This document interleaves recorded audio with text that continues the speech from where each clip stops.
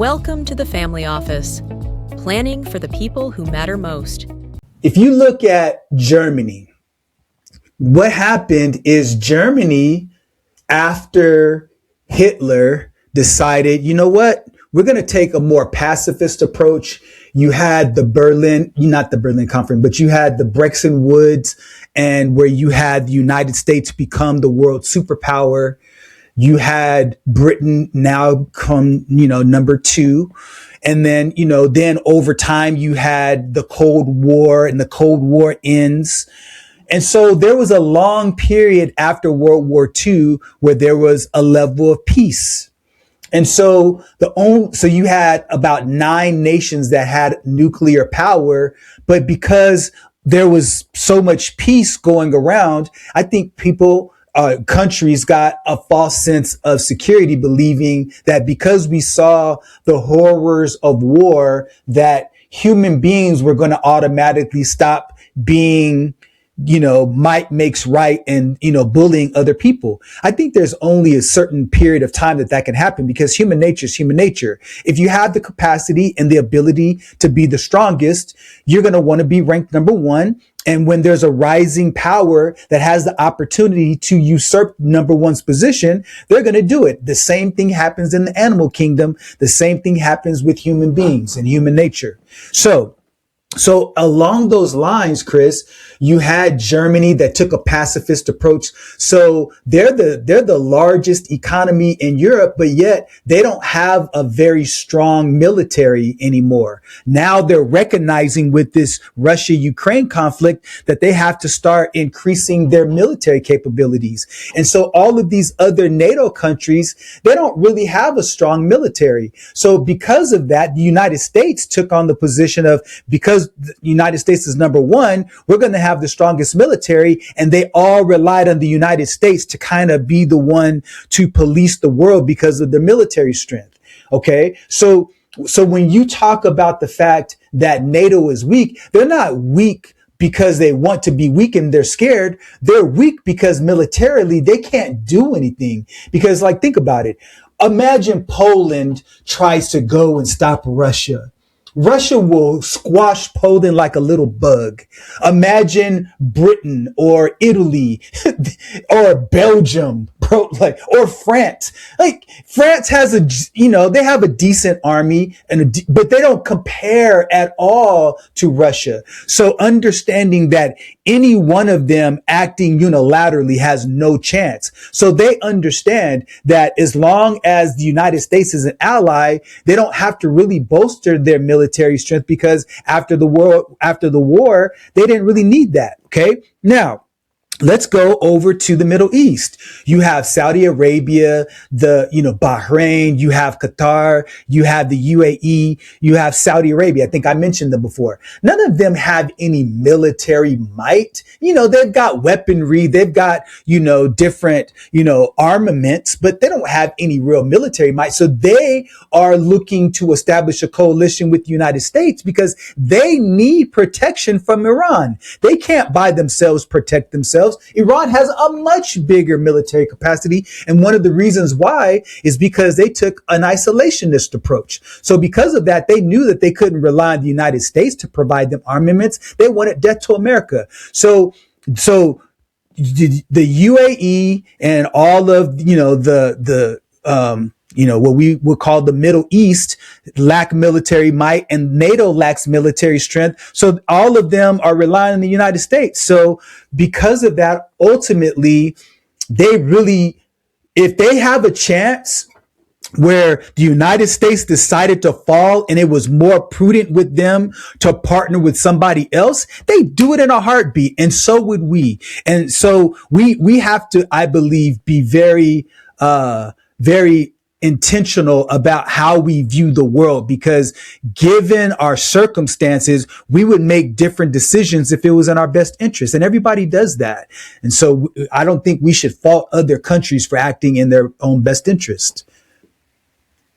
What's interesting to me, or the question I would ask then, is that why did they not? Why did all these countries just decide? And you can't, and I have a hard time believing it's just, the United States gets our back. They'll get our back. So Why didn't they stop investing in these things? They have the budgets to do it. Why didn't they start? Why didn't they keep investing in their army? Why didn't they keep investing in their defense infrastructure? Why didn't they do that? Why did they stop? Okay, Why did these Middle Eastern countries stop doing that? Why did these NATO countries stop doing it?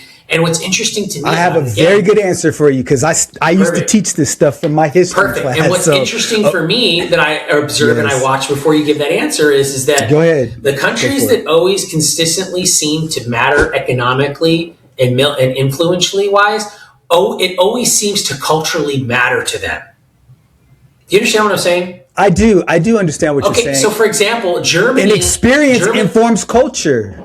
So, so for example, Germany was a world aggressor at a couple points in history. Correct. But Germany, for some reason, there's this very, very tight, proud culture there, German culture, right? It's still there. You still most likely... I find it hard to believe that you go to Germany, there are not pockets of people that are still leaned. And I'm not saying they're part of the Third Reich or anything, but they lean on that heavy populist movement, right? That was that very small percentage. Very small, but it's still percentage. German pride is still German pride. Germany for a reason. This is the reason why it's the most powerful country in NATO, or not in NATO, but in Europe, right? The UK, Britain, it mattered. It always mattered. Look, World War II, World War I, every country fell except for what? Britain, because it matters. It matters to them. There's something there. Russia, it matters to them. China, it matters. Japan, it matters. It matters. US, it matters. You see, I don't think it matters to any of these other countries. They'll, whatever. They'll just lay down Sally anytime they get an opportunity to. I don't see it like that. Just do it. So why did these countries purposely then de-arm themselves? They didn't think this was going to be a problem later? Like, what's going on here? Okay. You know what I mean? It's a good question, and it's a fair question. And I think that if you view the world through cause and effect, if you look at the world through that lens and take a logical approach to it, I think it becomes easier to answer. So I'll give you what I believe is the reason. So when you look at World War I and World War II, both of those conflicts were waged in Europe and in Japan, but mostly in Europe. France, Germany, a lot of those countries, in England. And what happened? Denmark, Poland, Russia, all of those areas, right? And North Africa. Yes, but I would say the most damage caused in the continent was in Europe. And what they realized caused World War I and World War II. Effect. People died in large numbers. Men, women, children, people who fought in the war. Their infrastructure was decimated. Their economy was decimated. The United States remained unscathed because we were across the ocean. And so because of that, that's how the United States was able to rise to power. They were able to keep an economy going because they were making planes and trains and automobiles and, machinery and artillery and shipping it over. And so people had to go to work to do that. Women were going to work and they were, and this economy was thriving during that time. There were no bombs dropped. There were no buildings that were crushed. Nothing happened. And so because of that, by simple sheer geography, the United States rose to power. And so when these countries in Europe sees all of this blood and famine and economic ruin, having to rebuild from the ashes, they say, you know what? We don't like this. There has to be another way to do that. And that's why they decided, you know what? We're going to take more of a pacifist approach, because this aggressive approach, it doesn't serve our best long-term interest for survival. And that's the reason. So in the course of that cause and effect tectonic shift, the United States was able to say, hey, we're the number one. And so then we adopt this mentality that goes along with that. So Russia wasn't really impacted that much. So they were able to continue to build. So back then they were the USSR. So a lot of those other countries that now, like Romania was part of the USSR, Poland was part of it, Czechoslovakia, a lot of those, Belarus, Georgia, they were part of the USSR, Ukraine. So I could keep going. But so what happened is, a lot of that part of the region, the Eastern European countries, they weren't impacted like that as well. So Russia, being the largest geographically, they have rare earth minerals, they have oil. So they're able to have a large economy, and they made the smart move, which was, we're going to have nuclear weaponry. And they had advanced science, because when they sent Sputnik to the atmosphere, that was also the same science behind being able to establish a nuclear weapon. Because once Oppenheimer made that discovery from Albert Einstein's E=mc², and all the things that came out of that, all you needed was, you've got the chemical makeup to create all of this dynamic reaction and what happens with nuclear fission. And now you've got the weaponry, the rocket power to take that any part of the world. Now you've got this mix where if they build it, now they can say, you know what, you mess with us, we will blow you off the face of the earth. So nobody wants to mess with them. So you have all of these factors, Chris, that work in tandem with each other. It wasn't just, we just want to be pacifists just because. It was cause and effect. And if you go back and you connect those dots, it all makes perfect sense. China wasn't connected, so they had the ability to continue to build and build. And China's never been the world's aggressor. If you think about it, the United States, we've been the world's aggressor in terms of, policing the world. They've been building and stockpiling all of this time. So I could keep going on and talk about it for another hour, but succinctly, that's kind of the reason why these different places had that certain mindset. I don't think the United States has been the world's aggressor for that long. I think the United States has been the world's aggressor since post-World War II. Okay. I would agree, but I'm saying, if you talk about the world's aggressor, there's only really been two, if you think about it. The world's aggressor is Great Britain. No, Great Britain. No, brother. How can you not say it? Great Britain imperialized the whole world. Who's the world's aggressor outside of Great Britain? I'm talking the biggest. Okay, I'm talking in modern times. I'm talking because, we could go back to Rome, and the Netherlands. Well, I'm saying modern day aggressors. Two. Who? Germany and the U.S. I'm talking more like militarily. I would say okay, but that's different categories. I would say the world's modern day aggressors, because I would still put the UK in there, because Britain was imperializing the world. It still is. If you look through that lens, I would not argue that point. So I'd say number one is Britain, number two is Germany, and number three is America. And I'd say America shouldn't even be on that list, because America was dragged into a lot of this crap. America didn't go and start a bunch of wars and conflicts with those are two different metrics, though, because when you look at, if you put Britain into the equation, they're the world's aggressor. Depending upon how you define it and how far you go back, I would bigger than the Roman Empire. Yes, if you go back years and years, because after Rome fell, and then you had the Dark Ages, and then you had Great Britain that emerged, and then they go and colonize parts of Africa and stuff like that. From that perspective, 100% in alignment with you. What I'm talking about as it relates to being a world's aggressor, I'm talking more modern times and using military might, like in modern day weaponry, to establish its military prowess. That's how I'm defining it. So I'm defining it very narrowly. Yeah, I think the United States looks at it from a capitalistic standpoint, and I think Germany didn't look at it that way. I think Germany just wanted to conquer the world. The master race crap and all that stuff that was going on with that, and all that idea. Again, as we look at this and we lay it down on the map, it all comes down to cultural ideals and what those tribal ideals and cultural ideals want. I would agree with that. Want.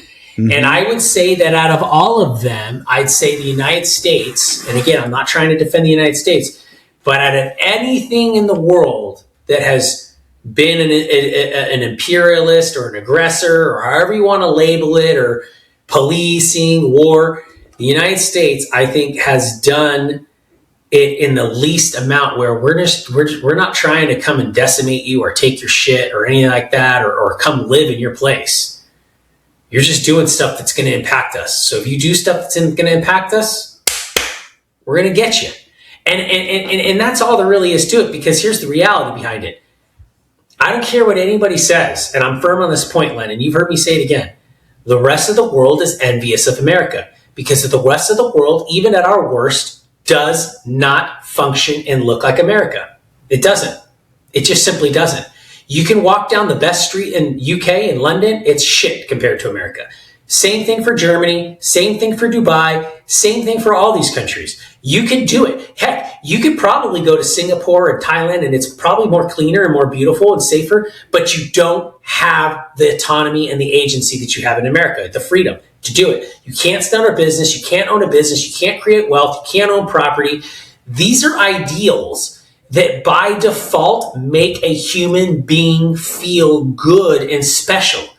To own something, to invest in something that's yours, to work on merit and get yourself to another level. You can't do that by and large anywhere else except for America. So when it all boils down to it, I don't care what anyone says. You look at the numbers, Len. There's more millionaires, more billionaires. 80% of the world's innovation still comes from America. That's I mean, true. think about it. That part's the internet, true.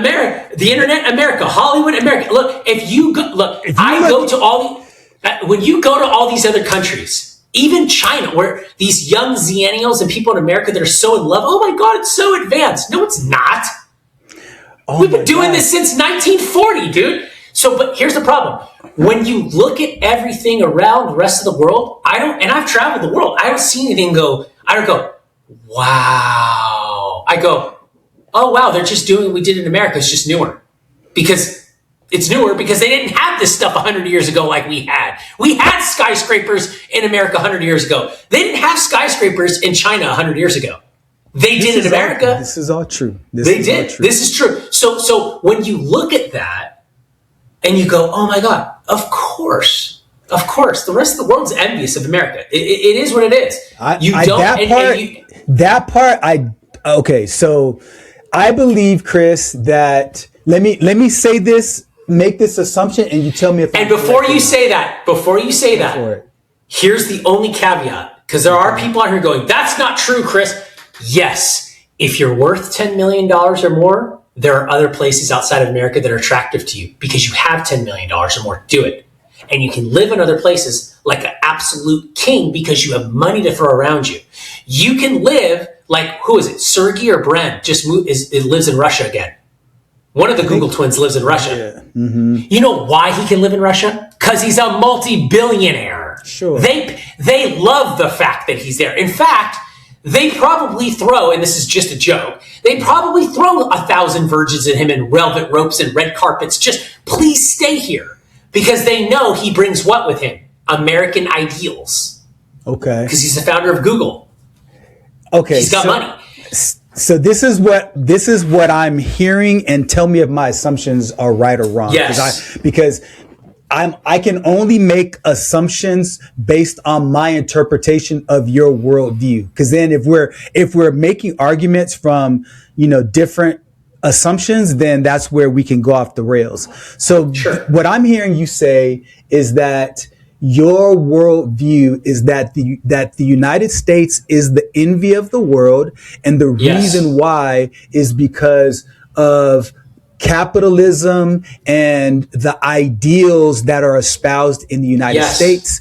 And those ideals that have been espoused by the United States has been the envy of the world. And therefore, that's the reason why people from all around the world flock to come to the United States.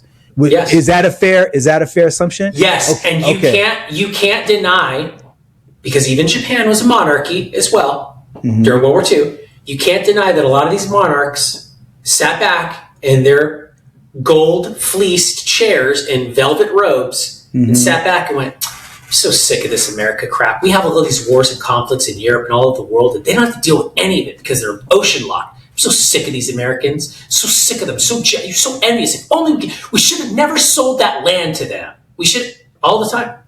Okay. All the time. You can't tell me that thought process wasn't in the back of a monarch. And remember, Len, most of these countries in NATO are monarchies. Okay. Still. All right. So and monarchs are what? Ego. Okay. So if you look at that if you look at what's going on in the world right now, I believe in the last 3 to 5 years, don't quote me on the exact timeline, but I know for sure in the last 2 years, in the last year, more Americans for the first time have left the United States than have come. Then you could say, okay, that's because Trump's immigration policies are working. Fair point. Was but any of them Hollywood elites? I believe that you're over-indexing for other countries' lack of innovation. So, for example, what happened and what led to China, like if you go to places like... China's not an innovator. China's not an innovator. But here's the point though, Chris. You know who is an innovator? Hold on. Let me make this point. What happened in China is they learned. So when Deng Xiaoping took over, he recognized that opening their borders and allowing capitalism to integrate their economic philosophy is what gave rise to their economic superpower position right now. And so they did a lot of business with the United States. And so there are whole cities that are much more progressive and digitally in a better digital position than the United States is right now. And so what you're saying about China is partially true if you take a look at the last 100 years. But if you take a look at the last 20 years, there's been way more progression and I shouldn't say innovation. There's been more innovation in the United States, but there's been more rapid progression in China. And that's one of the reasons why they're catching up. Because if that were the case, the United States, even if China rose 10 times as fast, if the United States, in order to continue to keep its same position over China, would have to rise at least 10 times as fast as well. And so that's just not the case. China is rising quicker than the United States. Now, okay, we can make some conjectures if that's for now, but right now that's the case. Now, I don't even think the numbers are real. Okay, but this is what I want to do. So I really, really do want to do this. I want you and I to take a trip to China, and I want us to go to these different places, man, where you can see the innovation with your own eyes. Now, I'm not here as a proponent of China. All I'm here is a one that desires to examine the world through cause and effect and to look at and observe truth. And I'm willing to question my own assumptions because that's the only way for me. That's my only desire, is to learn truth. And when we leave China, I believe that your perspective will change. If you look at places like, to your point, a lot of expats go to places like Portugal. They go to Georgia because the cost of living is so great. And in Portugal, the temperature there is like California. So there's like other places that are desirable to live in retirement. So to your point, the reason why the United States is still number one as it relates to a destination is because it's still the best place for upward mobility. I will not argue that point with you. My only point of contention with what you said is that I don't believe that the United States is still the envy of the world in the way that it was back in the 50s, 60s, all the way up, I would say, even through the 2010s. I believe that the U.S. position as the envy of the world is on a decline. And I only say that for this reason, Chris, and I'll turn it back over to you to respond. I believe that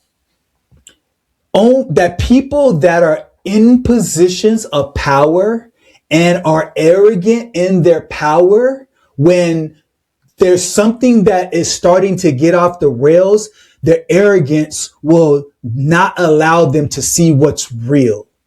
And my biggest concern in listening to what you're saying, Chris, is I believe that you believe that the United States is doing much better than it really is.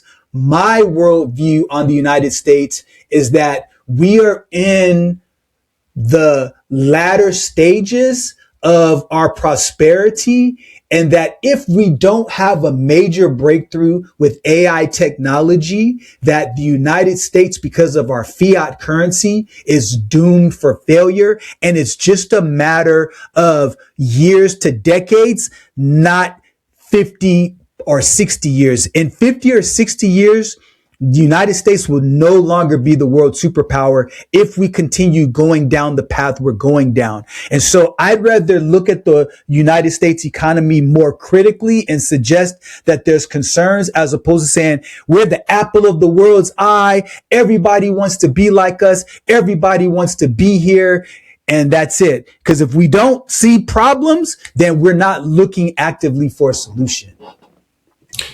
And that, Len, I think in lies the problem that most people, I think, are, like you said, I would caution, the same way you would caution not to be optimistic or be romanced by it, I would caution you the same way in going, why do you count the most championship fighter out, the Mike Tyson of all fighters in the history of country building? The United States is the Mike Tyson. There is no one better at country building than the United States is. Nobody. We've done it. It's time and time again. We're the youngest on the block, and we're whooping everyone's ass still. And we have to whoop everyone's ass with our hands behind our back. Because Xi Jinping's been in power for 14 years. Can you imagine a mandate that a Donald Trump could do with 14 years? Can you imagine a thinker like that? And before everyone goes, oh, but Trump is Trump. Hello.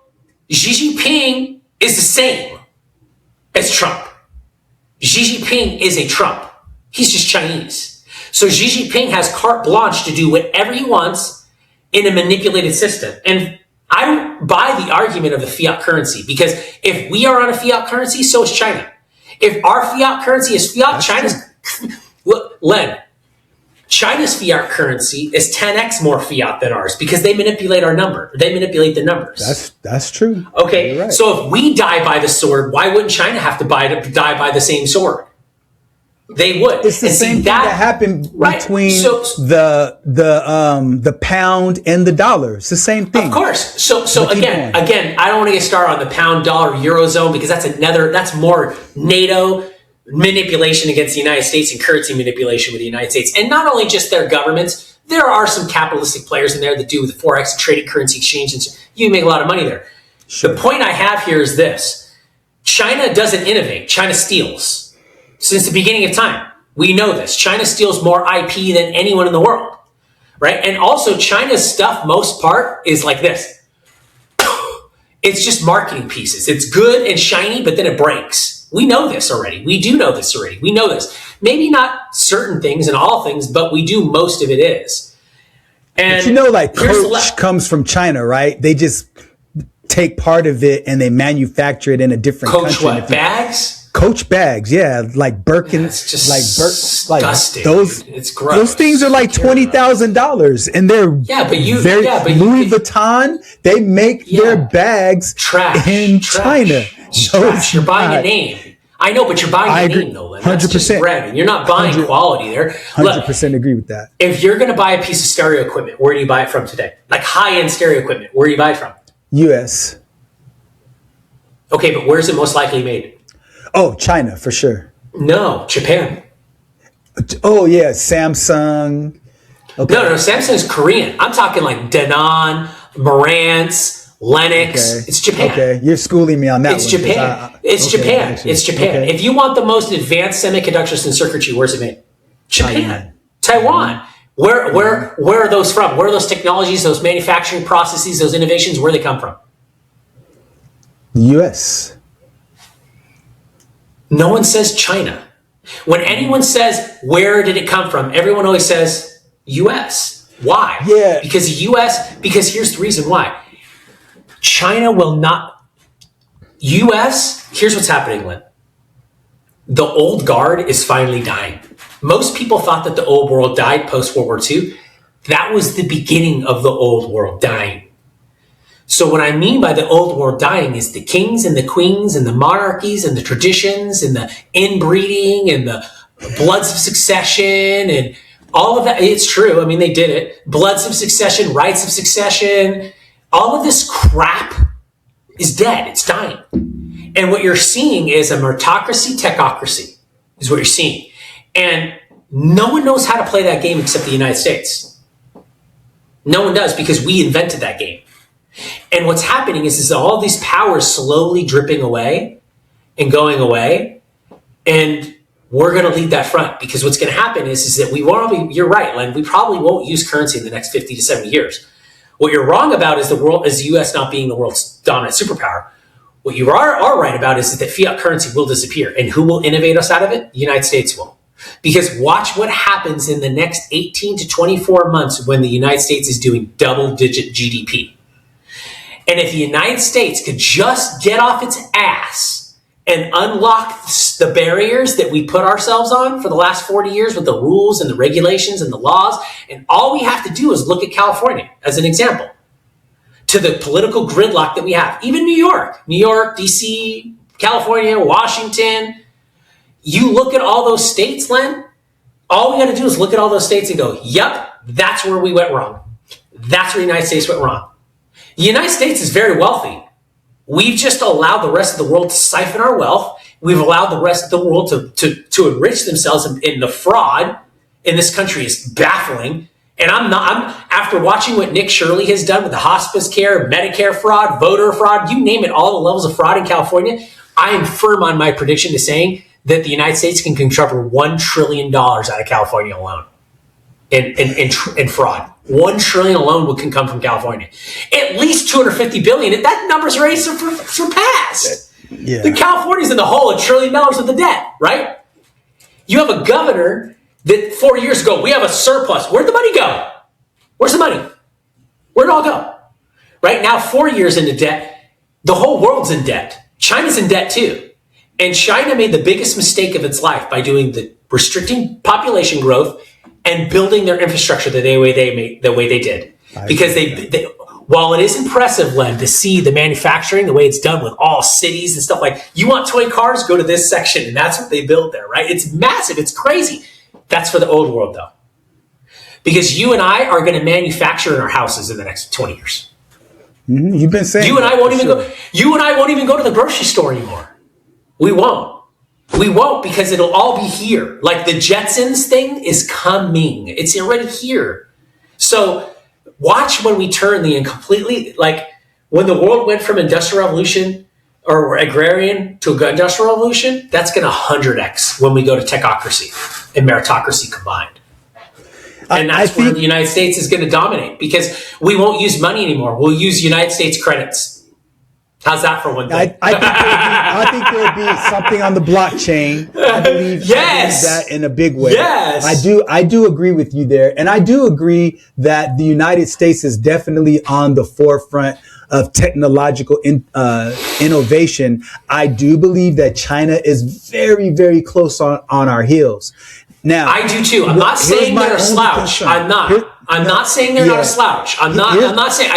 I believe you believe that. I just believe that you think that the United States has this dramatic, insurmountable lead on the rest of the world, and I don't. I think that our lead is 10 to 15 years pessimistically, 25 to 40 years optimistically. That's the worldview from which I agree that I operate. And so my only concern is, like back in the 90s, I remember people believing that flying cars would have been here by now, by 2025. And so my only concern with how you're processing everything is that sometimes innovation doesn't happen as quickly. Now, where we are to align with your argument that technological innovation is faster than it's ever been in the history of the world. So your argument has credence, no doubt about it.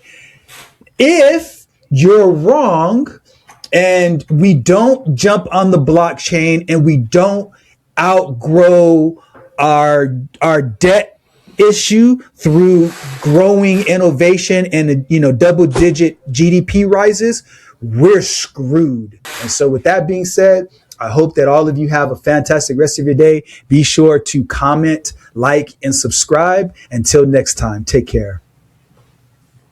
Conversation has given you clarity on your next steps.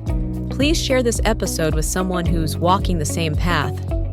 Don't forget to like and subscribe so you won't miss future episodes. And remember, planning ahead isn't just prudent, it's an act of care. Thanks for joining us, and we'll see you next time on The Family Office.